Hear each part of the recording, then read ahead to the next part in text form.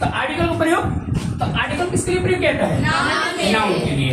अगर कहीं भी नाउन दिखाई दे और उस नाउन के लिए अगर आर्टिकल ना हो तो भी माना जाता है कि सेंटेंस क्या है? गलत है। और यदि आर्टिकल हो और नाउन ना हो तो भी सेंटेंस क्या है? गलत है। यानी आर्टिकल का प्रयोग किसके लिए करेंगे? नाउन के लिए। आर्टिकल अब इसके बाद से पढ़ेंगे कि आर्टिकल कितने प्रकार के होते हैं? 2 प्रकार के।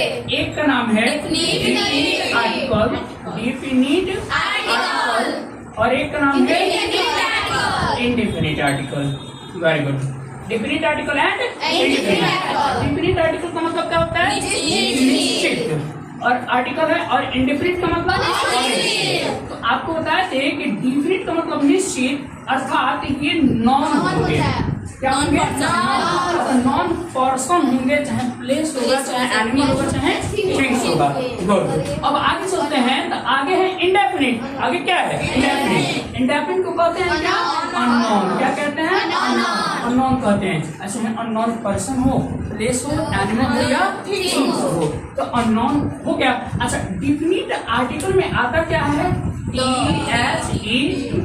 अब इसे आगे पढ़ेंगे क्या क्या होता है। फिलहाल इंडेफिनिट में आता है A या N, ये आता है जी। जो ये THE जो लिखा गया है, इसका साउंड अगर चेक किया जाए, क्या चेक किया जाए?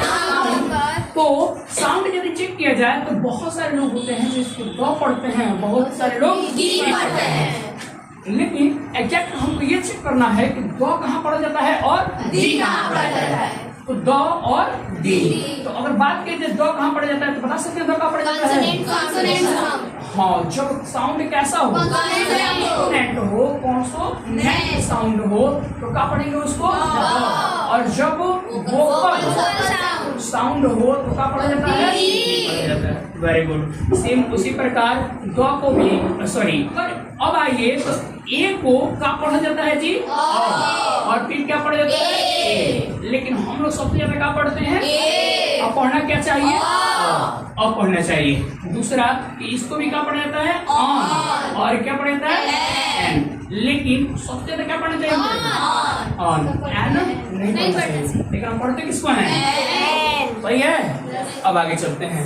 यदि डेफिनिट आर्टिकल, अगर आर्टिकल आपको समझना है तो टोटल यहीं पे पूरी फोकस करना पड़ेगा। एक डेफिनिट आर्टिकल और एक इंडेफिनिट आर्टिकल। यदि कोई भी जैसे पर्सन हो तो अगर वो पर्सन नॉन पर्सन है, यानी हम जिसको हम जानते हैं, यदि जानते हैं तो उसके लिए हम आर्टिकल क्या लगा देंगे? और यदि नहीं जानते हैं तो क्या लगा देंगे?